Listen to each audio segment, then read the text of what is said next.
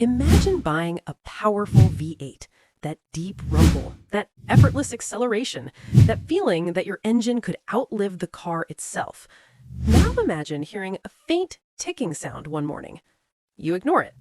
A week later, the tick gets louder. Then comes the misfire. Then the check engine light. And finally, a repair bill that can wipe out $4,000, $6,000, sometimes even $10,000 from your bank account, all because of a tiny component no bigger than your thumb. Today, we're exposing the silent killer hiding inside millions of GM V8 engines: active fuel management, also known as displacement on demand. Why was it created? Why is it destroying lifters? Why do even well-maintained engines fail without warning? And most importantly, how do you stop it before your engine becomes the next victim? Stay with me, because what you're about to learn could literally save your engine. The promise that fooled everyone. Back in the early 2000s, automakers faced a serious problem. V8 engines were powerful, but they were thirsty. Gas prices were rising, emissions regulations were tightening, consumers wanted power and efficiency. So engineers came up with what sounded like a miracle. What if your V8 could secretly become a V4 while cruising? No power loss when you need it, but better fuel economy when you don't. Enter active fuel management. Here's how it works in simple terms. When you're driving steadily, highway cruising, light throttle, the system deactivates 4 cylinders. Those cylinders stop firing, valves remain closed, fuel injection stops. The engine runs on 4 cylinders instead of 8. When you press the gas, boom, all 8 cylinders return instantly. On paper, brilliant. In reality, a mechanical nightmare waiting to happen. The tiny part that destroys entire engines. Let's talk about the real villain: AFM lifters.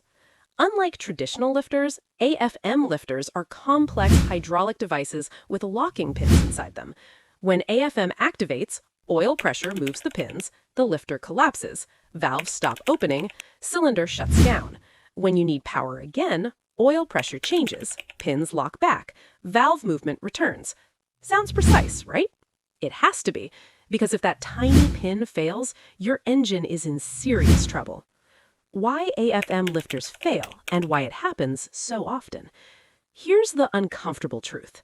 AFM lifter failure is not rare. It's widespread, and it often happens without warning. Let's break down the real reasons.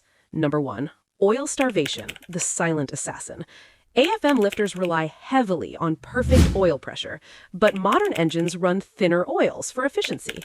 Combine that with extended oil change intervals, cheap oil filters, sludge buildup, low oil levels, and suddenly those lifters aren't getting the lubrication they need. Once lubrication drops, metal starts wearing, then scoring, then failure. And remember, when a lifter fails, it usually destroys the camshaft too. Now, your small repair becomes an engine teardown. Number 2, complexity is the enemy of reliability. Old-school V8 valve trains were simple. Simple equals durable. AFM added special lifters, oil control solenoids, valley cover manifolds, electronic commands, precision oil passages. More parts equals more failure points. It's not a matter of if something fails, it's when. Number 3, the on-off cycling problem. Think about this. Every time AFM activates, components move. Pins engage, pins disengage, hydraulics pressurize, release. Over and over, thousands of times. Imagine bending a paperclip repeatedly. Eventually, snap. That's exactly what mechanical fatigue does inside these lifters. Number 4, carbon and sludge, the hidden killers. Deactivated cylinders run cooler. Cooler temperatures can allow for carbon buildup, sticky oil deposits, varnish. Once debris enters those tiny lifter passages, the locking pins may not move properly. One stuck lifter is all it takes. Number 5, low RPM lugging makes it worse. AFM often activates at low RPM under light load, but many drivers unknowingly lug their engines uphill in high gear, towing lightly, gentle acceleration. That creates stress while cylinders are shutting off. Not ideal for longevity. The warning signs most drivers miss. Here's the scary part. AFM lifter failure rarely happens instantly. The engine usually whispers before it screams. Listen for these. The infamous tick. It often starts subtle, a rhythmic ticking sound. Many drivers think, probably just injector noise. Wrong.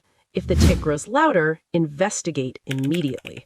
Waiting is what turns a $1,500 repair into a $7,000 disaster. Random misfires. A collapsed lifter means a valve isn't opening correctly. That cylinder becomes weak or dead. You may notice rough idle, shaking, hesitation, loss of power. Never ignore a misfire on an AFM engine. Check engine light, codes like P030. Random misfire codes are common early indicators. Too many people clear the code and keep driving. That is gambling with your engine. Metal in the oil.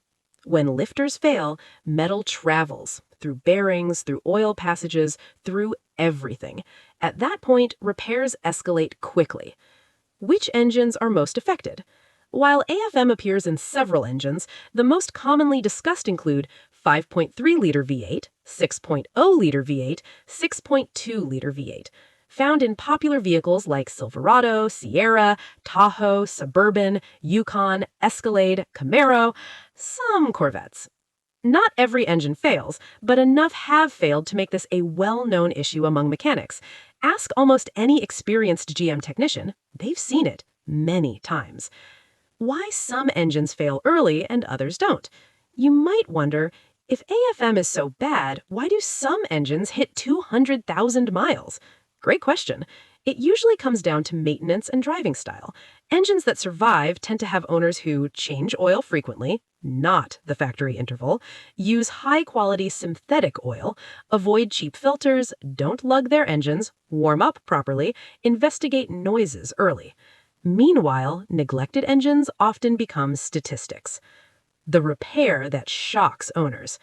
Let's talk numbers, because this is where the real fear sets in. A typical AFM lifter repair can involve removing cylinder heads, replacing lifters, replacing camshaft, new gaskets, labor-intensive teardown. Typical cost range? $3,000 to $7,500. In severe cases, engine replacement. Yes, from a lifter. So why did GM keep using AFM? Because it works for fuel economy targets, for emissions, for regulatory compliance. Automakers must balance performance, efficiency, cost, regulations. Unfortunately, long-term durability sometimes takes a backseat. Now, the part you've been waiting for. How do you prevent AFM from destroying your engine? This is where we solve the problem. Pay close attention because these steps can dramatically reduce your risk. Solution number 1. Shorten your oil change interval. Ignore the 10,000-mile myth. For AFM engines, change oil every 4,000 to 5,000 miles. Yes, even with synthetic. Clean oil keeps lifter passages clear and hydraulic systems healthy. Think of oil as cheap insurance, because it is. Solution number 2. Use premium oil filters. Cheap filters can restrict flow or bypass too easily. Both are dangerous for precision hydraulic lifters. Stick with high-quality brands. This is not where you save money. Solution number 3. Consider an AFM disabler, one of the most popular preventative tools.